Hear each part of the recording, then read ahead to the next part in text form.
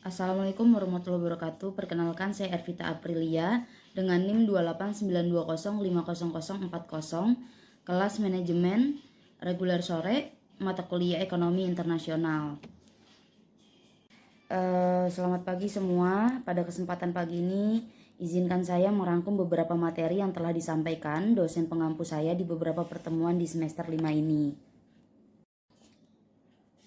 Ada beberapa rangkuman dari pertemuan pertama dan pertemuan sampai terakhir di ke-6. Salah satunya adalah pengertian ekonomi internasional. Ekonomi internasional adalah ilmu ekonomi yang membahas akibat saling ketergantungan antara negara-negara di dunia, baik dari segi perdagangan internasional maupun pasar kredit internasional. Sumber energi Amerika Serikat misalnya sangat bergantung pada produsen luar negeri, sedangkan Jepang mengimpor hampir setengah dari makanan yang dikonsumsi oleh penduduknya. Sebaliknya, negara-negara berkembang sangat membutuhkan teknologi yang dikembangkan dan dihasilkan oleh negara-negara industri. Dalam jangka panjang, pola perdagangan internasional ditentukan oleh prinsip-prinsip keunggulan komparatif. Jadi bisa dilihat ya teman-teman, biasanya negara-negara maju mereka lebih cenderung menjual teknologinya yang dia jual di perdagangan di internasional. Lalu sebaliknya ketika di negara berkembang mereka menjual bahan pokoknya atau bahan mentahannya yang untuk didagangkan di pasar internasional. Jadi sebenarnya mereka simbiosis mutualisme karena saling ketergantungan antar negara di dunia. Lalu apa aja sih manfaat dan tujuan hubungan ekonomi internasional? Tujuan dari ekonomi ini untuk meningkatkan kemakmuran yang lebih baik untuk manusianya. Tujuan tersebut dapat dicapai dengan mengadakan berbagai macam kegiatan, misalnya kegiatan bidang perdagangan, perkreditan, perasuransian, investasi, dan bidang yang lainnya. Perbedaan dalam sifat maupun cara antara perdagangan internasional dengan perdagangan di dalam negeri dapat disebabkan oleh berbagai macam hal, diantaranya seperti di bawah ini. Perbedaan dalam hukum peraturan, perbedaan dalam adat istiadat, perbedaan dalam keadaan politik, ruang lingkup ekonomi internasional, teori dan kebijakan keuangan atau yang disebut moneter internasional, teori dan kebijakan yang meliputi perdagangan internasional, organisasi maupun kerjasama ekonomi internasional, perusahaan dan bisnis internasional. Jadi dapat disimpulkan ya teman-teman, yang dimaksud ekonomi internasional yaitu perekonomian yang ruang lingkupnya secara global. Jadi permasalahan ekonominya juga secara global. Misalnya seperti ekspor dan impor produk ke luar negeri. Kalau bisa kita lihat di slide yang ini, perbedaan hukum peraturan mengenai jual beli, uang, peraturan bea dan lain-lain. Karena di setiap negara pasti punya aturan cara mainnya sendiri ya teman-teman. Seperti halnya di Indonesia, di sini ada kayak perkreditan. Mungkin budaya ketimuran kita masih sangat kental adanya kayak tanpa riba, bunga 0% dan segala macam. Saya rasa kalau untuk di negara-negara maju mereka nggak ada tuh istilah-istilah kayak gitu. Makanya ada beberapa perbedaan. Lalu di slide selanjutnya ada teori perdagangan internasional. Di teori perdagangan internasional, saya merangkum pada bab ini tentang adanya beberapa perbedaan praktek atau sistem yang terbentuk tentang perdagangan internasional, yaitu merkantilisme dan teori klasik. Adanya beberapa aliran klasik di perdagangan ini atau mazhab.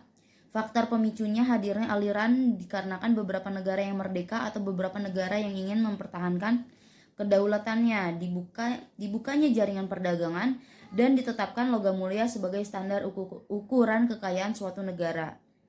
Ada beberapa tokoh merkantilisme yang mengemukakan pendapatnya, antara lain di sini saya singkat aja teman-teman, yaitu ada Jean Bondin, Thomas Mann, Jean Baptiste, Sir William, kelima Sir Dudley, dan 6 David Hume. Keenam tokoh ini adalah mereka yang mengemukakan pendapatnya tentang merkantilisme dan teori klasik. Lalu ada lagi teori merkantilisme dan klasik, terdapat pula teori neoklasik, penyempurnaan teori klasik, lalu terakhir ada teori modern.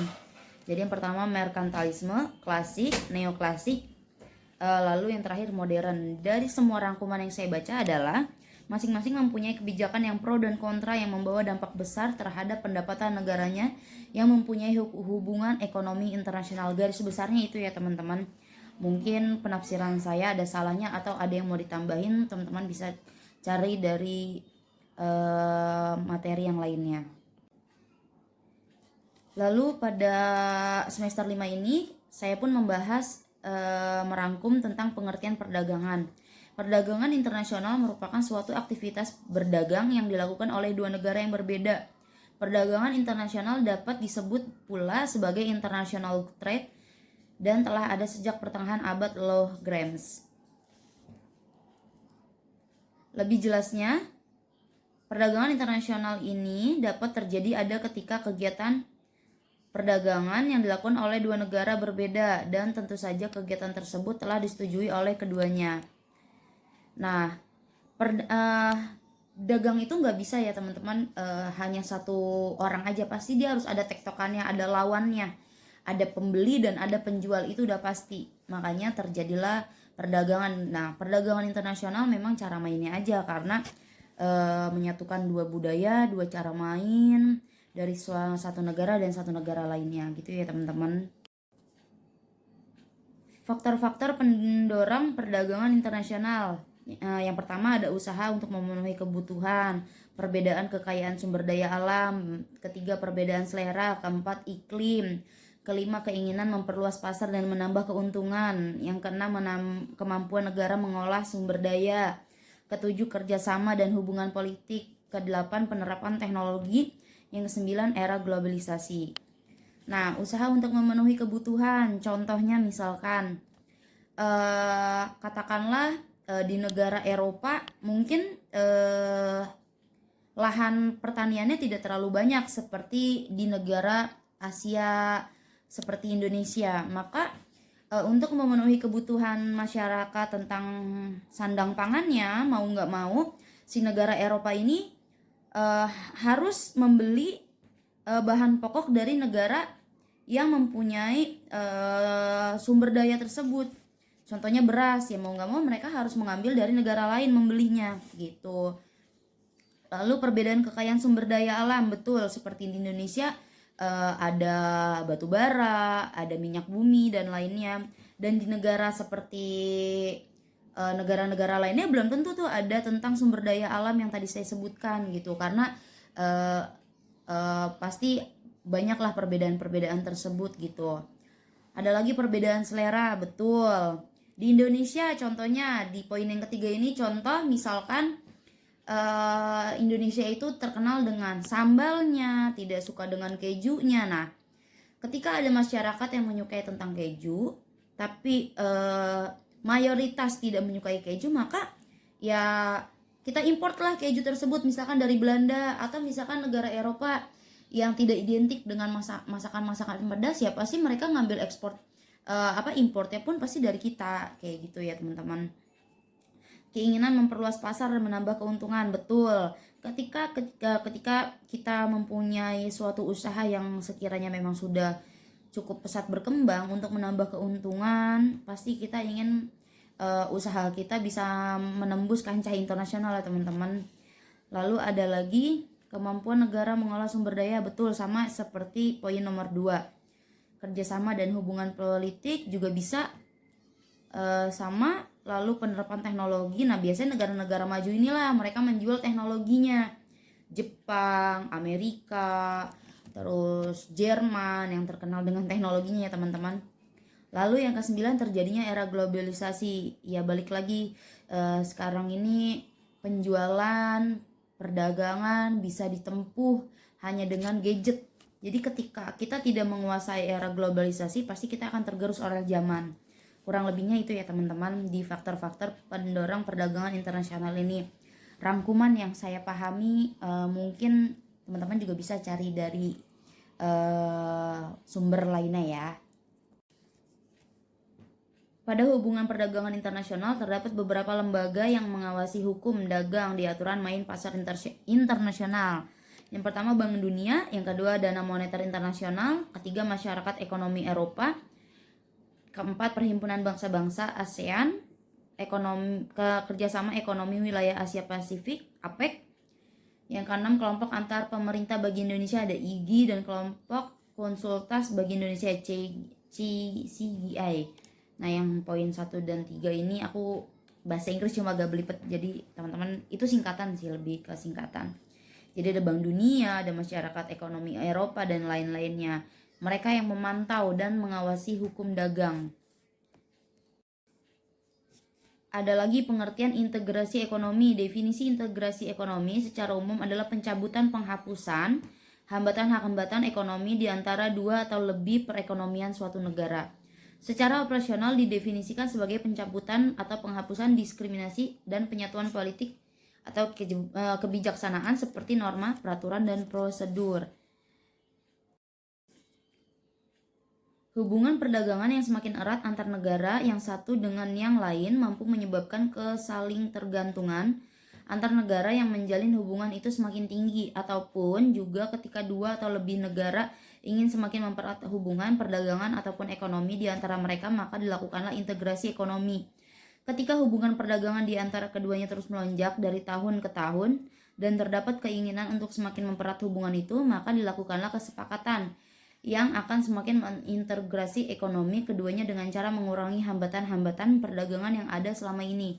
Menurut Salvatore, integrasi ekonomi adalah suatu kebijakan komersial yang secara diskriminatif mengurangi atau menghapus hambatan-hambatan perdagangan hanya kepada para negara anggota kesepakatan.